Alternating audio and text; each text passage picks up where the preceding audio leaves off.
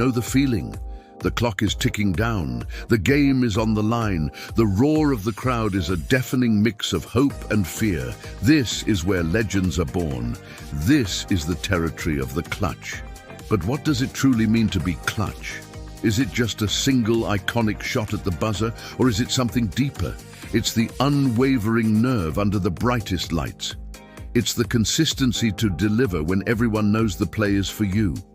It's not just about making a shot, it's about seizing the moment, and in doing so, defining your entire career. Today, we crown the king.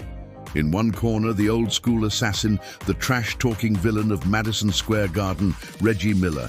In the other, the modern maverick, the revolutionary who changed the geometry of the game itself, Steph Curry. This is the ultimate debate. Who is the true clutch king? First, let's meet the contenders. Reggie Miller was not just a shooter, he was a predator. In an era defined by hand-checking, brutal physicality in the paint and a grinding, slower pace, every single possession was a war of attrition.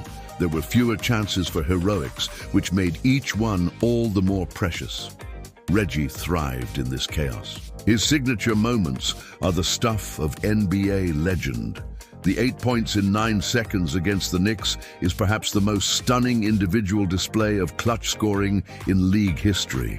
It wasn't just the points, it was the audacity, the steal, the three-pointer, the stolen inbounds pass, another three-pointer, and the free throws to seal it. It was a calculated, cold-blooded assassination of a team spirit. And let's not forget the choke sign, directed mockingly at Spike Lee and the entire Knicks fanbase. This was the essence of Reggie's clutch persona. It was psychological warfare. He fed off the hatred, used the hostility as fuel, and his unwavering, almost arrogant confidence was a weapon that demoralized opponents before the shot even left his hands. Now enter the modern game changer. Steph Curry exists in a different basketball universe, one he helped create. The era of pace and space, the three-point revolution and analytics have reshaped the game. Clutch moments are now defined by limitless range and breathtaking efficiency, and Steph is its maestro. His portfolio of late-game heroics is already immense. The game-winning overtime dagger from near half-court against the Oklahoma City Thunder in 2016. Not just a game winner, but a statement. The countless demoralizing pull-up three-pointers over double teams in the final minutes of playoff games. And his masterful closeout of the 2022 NBA Finals, cementing his legacy with a Finals MVP performance built on a foundation of clutch shots. But Steph's clutch impact goes far beyond the box score. It's about his gravity. In a crucial possession, his mere presence on the court, sometimes even 30 feet from the basket, bends the entire defense. He creates driving lanes for his teammates and open shots for others, even if he doesn't take the final shot. His clutch contribution is a constant looming threat that warps the game itself. So, how do we judge them head-to-head? Their styles are a reflection of their eras.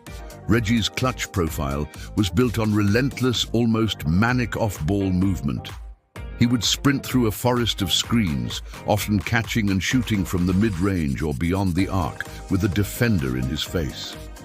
It was about creating a sliver of space through sheer will and conditioning. Steph's signature clutch weapon is the off-the-dribble three. He doesn't always need the screen. He can create his own shot from virtually anywhere, forcing defenses to guard him the second he crosses half-court. The degree of difficulty is astronomical. When we look at the playoffs, where legacies are truly forged, both men have iconic resumes. Reggie's moments are etched in time for their drama and sheer improbability. Steph's are accumulating for their sheer volume and game-altering impact.